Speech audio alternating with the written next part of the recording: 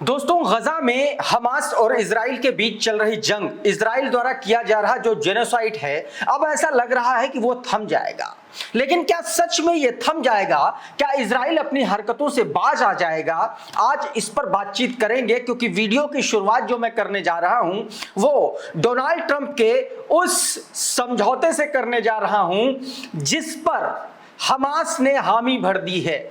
यानी कि हमास ने डोनाल्ड ट्रंप का जो शांति समझौता था उसको लगभग मानने के लिए वो तैयार हो गया है।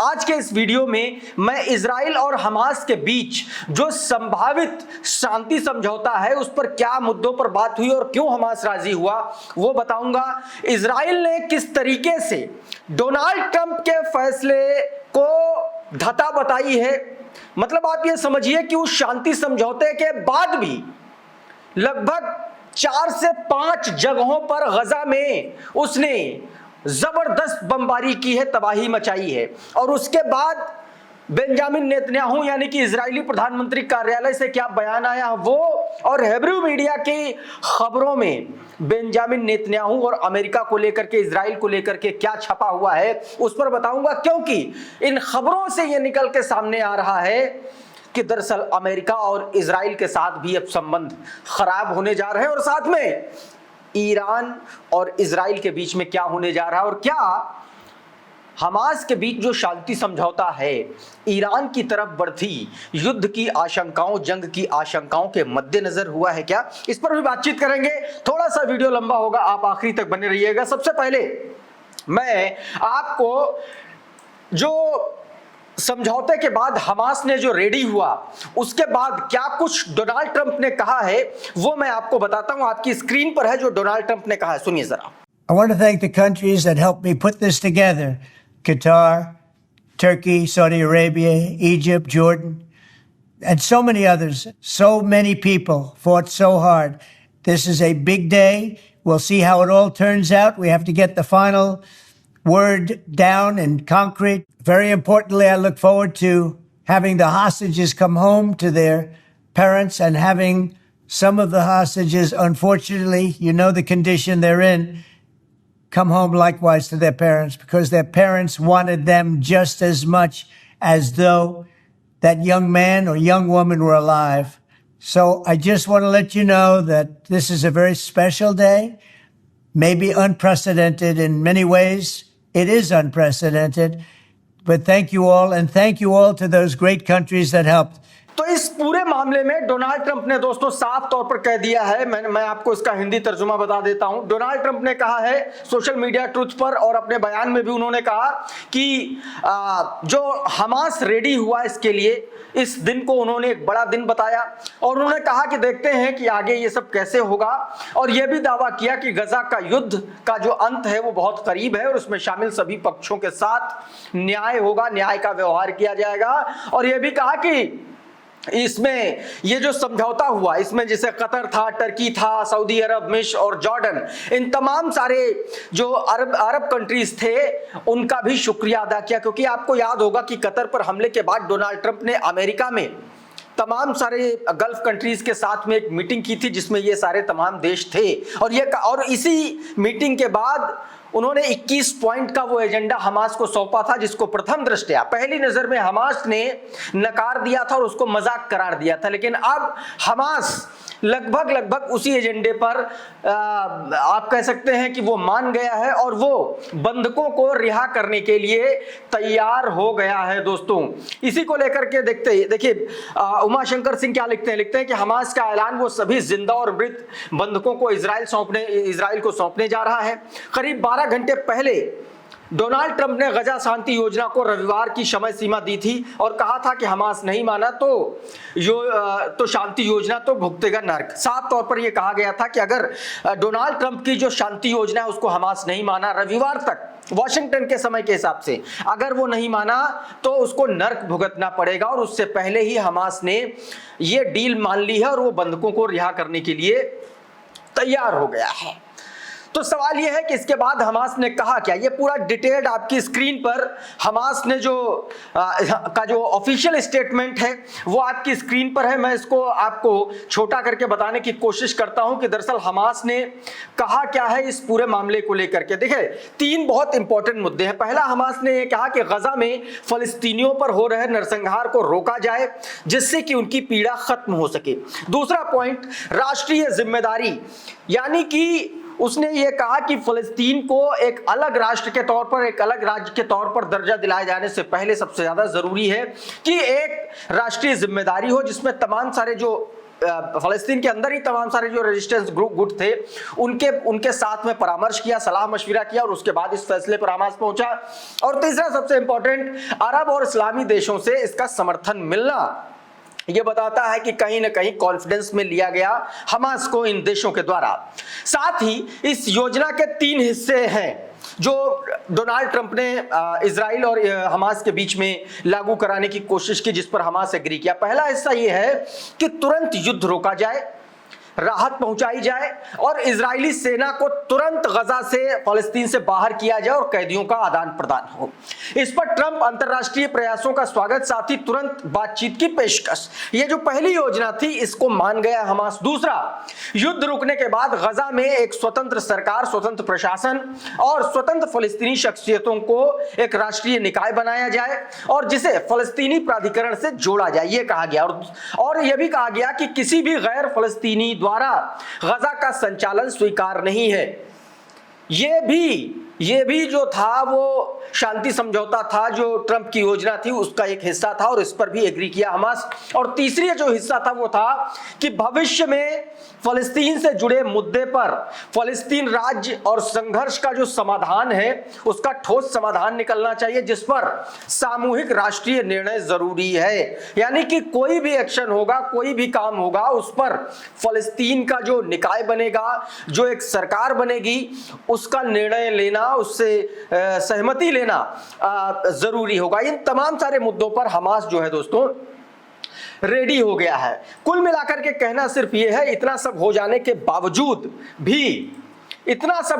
बावजूद भी लगातार गजा में जो है ये सब कुछ हो गया, उसके बाद भी गजा के भीतर ज़ायनिस्ट ने जबरदस्त तबाही मचाई। जरा इन तस्वीरों को देखिए, ये देखिए, अभी मैं बताऊंगा कि ये तस्वीरें क्या हैं, कहां है पूरा मामला। ये देखिए, हाहाकार मचा हुआ, किस तरीके से वहां पर बम दागे जा रहे हैं, मिसाइलें गिराई जा रही हैं, एयर स्ट्राइक की जा रही है। एक और तस्वीर देखिए, ये देखिए, अफरा तफरी का माहौल है, लोग भाग रहे हैं अपनों को ले करके। देखिए किस तरीके से लोग भाग रहे हैं, इन तस्वीरों में आप साफ तौर पर देख सकते हैं। अब मैं बताता हूं कि हुआ क्या। दरअसल 4 पॉइंट में सुलेमान अहमद ने वीडियो जारी किया और उनका ट्वीट आपकी स्क्रीन पर है। बताते कि intense air strike shelling in Gaza city with over 10 strike in Al Sabra neighbourhood sparking Fyers.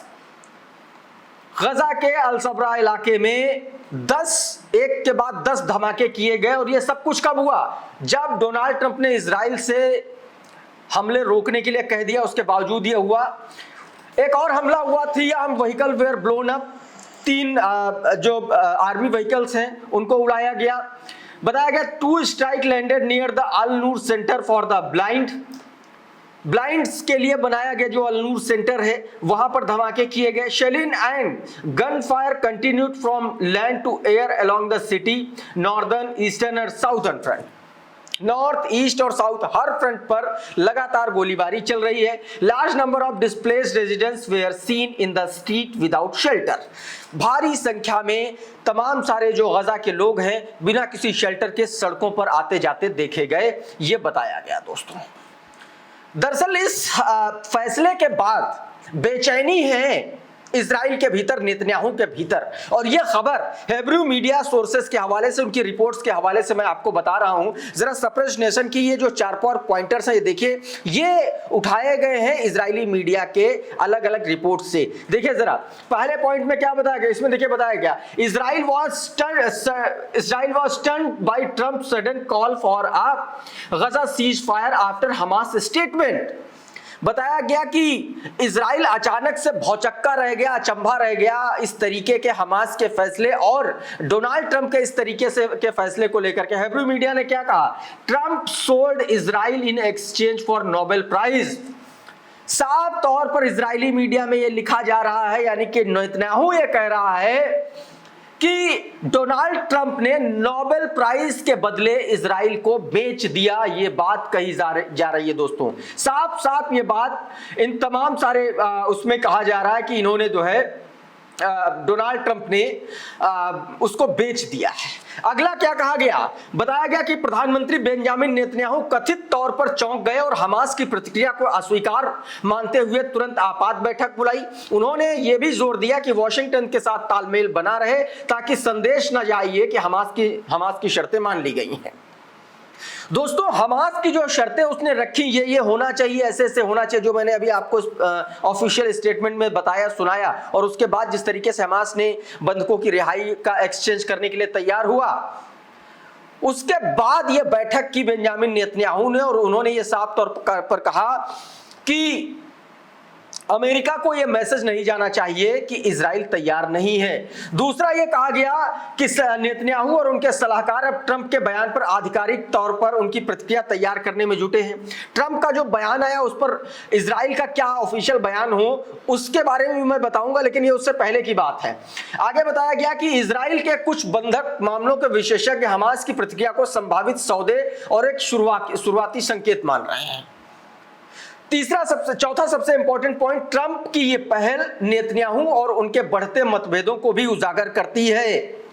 Trump की जो पहल है, जैसा कि शुरुआत में हिब्रू मीडिया ने लिखा कि ट्रंप ने नोबेल प्राइज के बदले इजराइल को बेच दिया, और यही बात इसमें कही गई कि ट्रंप का ये जो पहलू है, ये जो योजना लागू करने का और अचानक से सीज फायर करने का जो दबाव है, इसको इस तरीके से माना जा रहा है कि इजराइल और अमेरिका के बाद अब मतभेद बढ़ रहे हैं। और इसी बीच गजा में लोग जश्न मना रहे थे, जबकि इजराइल का जो नेतृत्व था वो चुप्पी साधे हुए था। उधर विपक्षी नेता यायर लपिड, जो इजराइल के विपक्षी नेता हैं, उन्होंने ट्रंप की योजना का समर्थन किया और इजराइल से वार्ता में शामिल होने की अपील की। उन्होंने भरोसा दिलाया कि अमेरिका इजराइल के साथ खड़ा रहेगा। दोस्तों, ये 4-5 ऐसे पॉइंट हैं जिससे ये समझ में आ रहा है कि दरअसल इजराइल ट्रंप के इस फैसले से बहुत ज्यादा खफा है, बहुत ज्यादा नाराज है। अच्छा, इन तमाम सारी बैठकों के बाद, चिंतन मनन करने के बाद, प्रधानमंत्री कार्यालय बेंजामिन नेतन्याहू के दफ्तर से एक बयान, ऑफिशियल बयान आया, आपकी स्क्रीन पर है। देखिए क्या बताया गया। बताया गया कि in light of Hamas response, Israel is preparing for the immediate implementation of the first phase of the Trump plan for immediate release of all hostage. We will continue to work in full cooperation with the president and his team and end the war in coordinates with the principles set out by Israel which align with the Donald Trump's vision। साफ तौर पर यह बयान आया और इसमें सीधे तौर पर यह कहा गया कि जो इजराइल है वो डोनाल्ड ट्रंप का जो योजना है उसके साथ वो खुद को अलाइन करता है, और उसने कहा कि हमास की जो प्रतिक्रिया है उसके मद्देनजर इजराइल डोनाल्ड ट्रंप योजना के पहले चरण को तुरंत लागू करने की तैयारी कर रहा है, जिसके तहत सभी बंधकों की रिहाई होगी। हम राष्ट्रपति ट्रंप और उनकी टीम के साथ पूर्ण सहयोग जारी रखेंगे ताकि युद्ध का अंत उन सिद्धांतों के अनुसार हो जो इजराइल और राष्ट्रपति ट्रंप की दृष्टि से मेल खा रहे हैं। ये साफ तौर पर यह कहीं नहीं कहा गया कि डोनाल्ड ट्रंप की वजह से, उन्होंने, देखिए इजराइल ने साफ कहा है कि वो अपने हितों को देख रहा है और अगर उसके हिसाब से मेल खा रहे हैं तो उसी के हिसाब से जो है आगे वो काम करेगा। और शुरुआत में उसने कह दिया कि जो पहले फेज में जो बंधकों की रिहाई का फेज है उसको वो तुरंत शुरू कर रहा है। यानी कि बंधकों की रिहाई के बाद क्या अभी भी इजराइल के मन में चोर है कि वो एक बड़ा हमला फिर से गजा पर करेगा, फलस्तीन पर करेगा? और यह भी सबसे बड़ा सवाल जो डोनाल्ड ट्रंप और अमेरिका से पूछा जाना चाहिए और उनसे इस बात का एश्योरेंस लिया जाना चाहिए कि इसकी क्या गारंटी है कि फर्स्ट फेज के बाद बंधक, जब इजरायली बंधक इजराइल पहुंच जाएंगे उसके बाद क्या गारंटी है कि गजा पर हमला, फलस्तीन पर हमला इजराइल दोबारा नहीं करेगा? क्योंकि इस तरीके की घटनाएं दोस्तों पहले भी हो चुकी हैं। यह बात दोस्तों साफ तौर पर कही गई हैं। उधर एक बड़ा खुलासा हुआ दोस्तों, इजरायली मिलिट्री ने इसके बाद इजरायली जो मिलिट्री है वहां पर गजा में, उसने ये कह दिया है कि अपनी जो सक्रियता है, अपने जो एक्शंस है वो उसने कम करने शुरू कर दिए हैं। जैक्सन हिंकल नाम का ट्विटर हैंडल है, उसने बताया कि Israeli military radio says the army has been instructed to reduce its activity in Gaza to a minimum and carry out only defensive action. यह बताया गया कि आप अपने एक्शन जो चल रहे थे उसको कम कर दीजिए और अब आप जो है वही डिफेंसिव एक्शन करिए।